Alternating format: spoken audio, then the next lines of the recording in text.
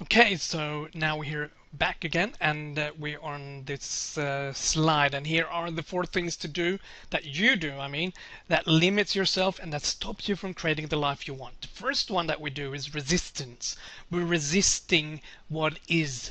And it comes in the form of when you feel like you have to do something. I must do something. I should do something. It feels a little bit like we're pushing against, similar to what's happening over here. We're trying to resist this chocolate or whatever she's resisting. It's opposing what is.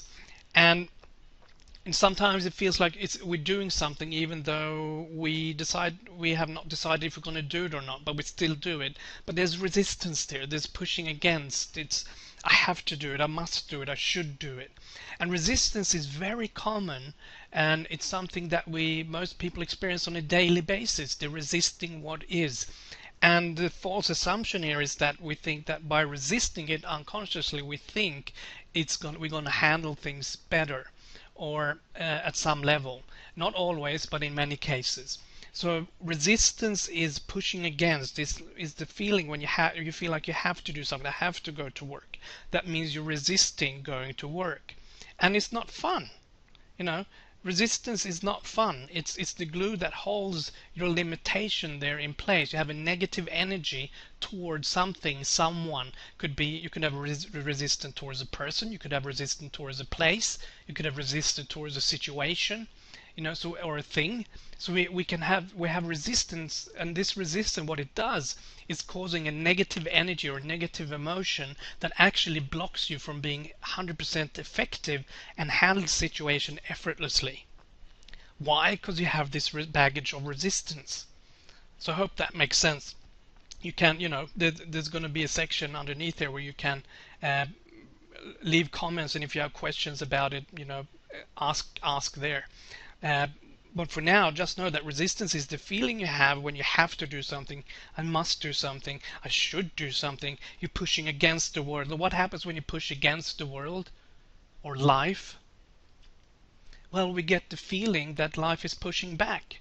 It's like when you have two people and they're standing in front of each other and they're raising their arms like right in front of them towards each other and putting the palms of the hand on it towards it, and then the other one pushes. What happens? The other one pushes back, and you push.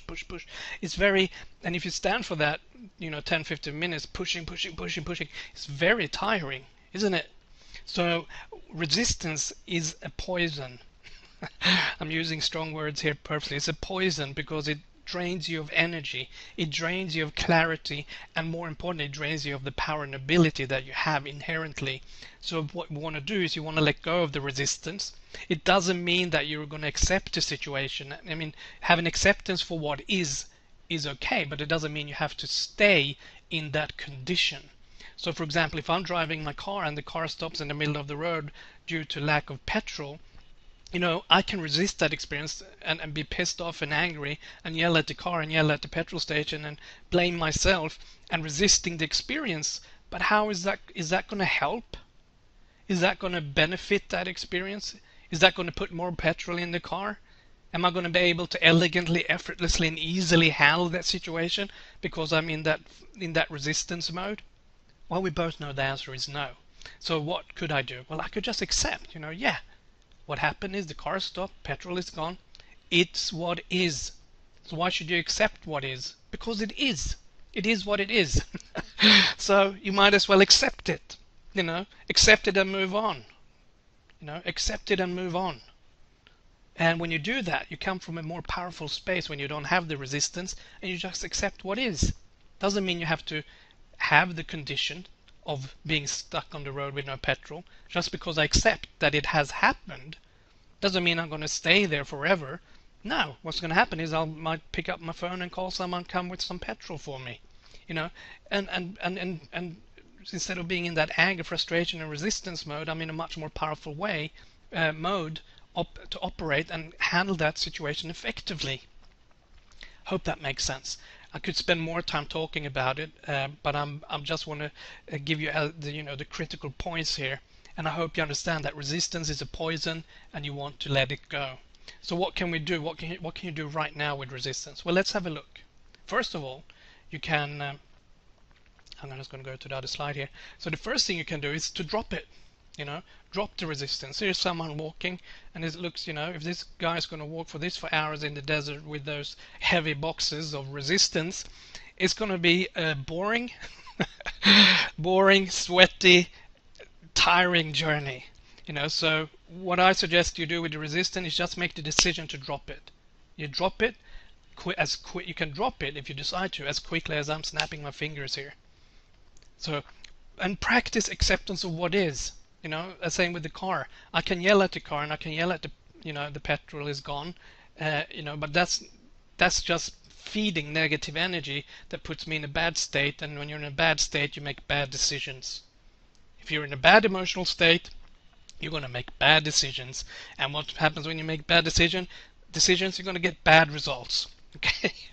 So, just practice acceptance of what is. Many people confuse that with thinking that I have to accept the situation and a condition to prolong. No, it doesn't mean that. Acceptance just means, the car stopped, there's no petrol in the car, it is what it is. I can yell at the car, I can laugh at the car, it's not going to change the situation. So instead of having all this negative energy built up, because when you have negative energy, you're going to make negative decisions and you're going to have negative consequences and results. So it's better to just accept what it is. Car stopped, no petrol. Okay, cool. Get the petrol, put it in the car, move on. That's all. Hope that makes sense. Okay, and realize that resistance is what really makes you limited. It limits you in that moment in time, because when you're in a bad state, bad emotional state, bad negative energy, well, you're going to make bad negative decisions, as we said, and you're going to suffer.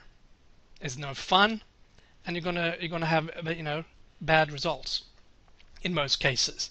So why not just make life more easier, more fun by having acceptance of what is?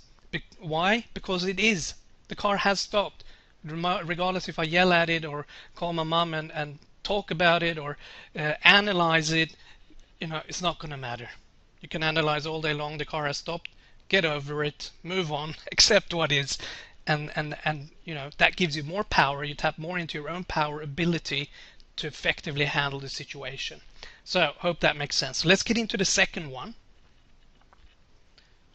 So the second thing we do is we try to figure things out, which is what I just touched on earlier, analyzing, or as some people call it, analyzing. So you want to stop that. The word in itself tells you to stop it. Okay, so we stop trying to figure it out. When something is wrong, we want to find out, why is it that way? We want to analyze it. I have to know why. And the false assumption here is that if I know why, it will go away. The problem will go away or will be eliminated if I only find a reason why. Why did she leave me? Why did it happen to me? The why question, all it does is get you to dig into the story of why it happened to you. And the more you dig into the story of why it happened to you, the more miserable you're going to feel. And the more miserable you're going to feel, the more you're going to ask the question why, and you're going to analyze it till day's end. It's not going to get you anywhere. In my experience, in my 25-year experience of researching, helping people, coaching people, training people to be life coaches, training people in different methodologies, one thing I know for certain is that analyzing, trying to figure it out, is just another baggage that you're carrying around.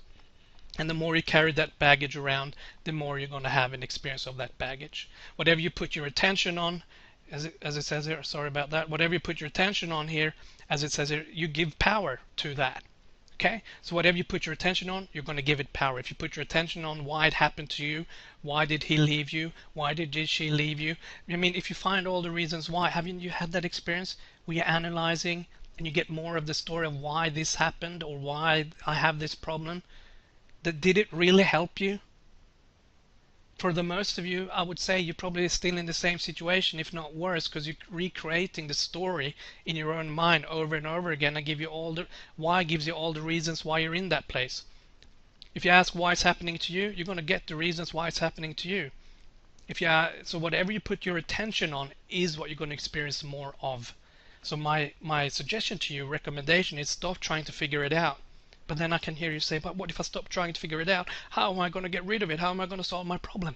Well, you'll solve your problem But by stop analyzing, because the more you're analyzing and trying to figure it out, the more you're delving into the story and not to the solution. Your focus and your attention is on the story of why it's happening to you, why it's happening now, and the more you're going to get more answers of why, and you put all your attention and energy to that, so you're going to experience more of that. So if you stop that and just look at what it is you want, because my bet is, let's say for example, why did he leave you? Well, why he left you, you can analyze it all day long and come up with all the stories of why, and even if you know and you get a story or an answer, it's not going to satisfy you. You're going to continue doing it, and you know that because you've been doing it before, and you know it's not going to help. So instead of putting all your attention and energy on that, what is it that you really want? Well, obviously you want to be free of the problem. So how do you become free of the problem or the situation? Well, focus on how you want it. How you want it. You put your attention on how you want it. So if he left you, maybe how you want it is to be free emotionally, be joyful in this moment, be happy in this moment, and maybe have a relationship or whatever.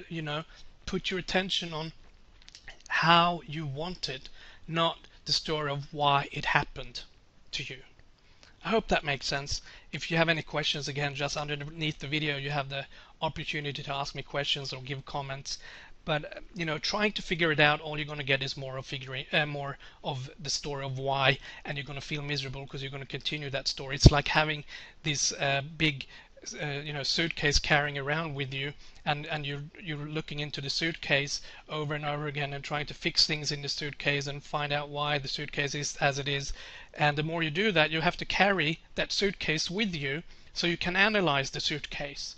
You can't let go of the suitcase because you have this need of analyzing or trying to figure it out, instead of just dropping the suitcase and moving on. Focus your attention on what you want.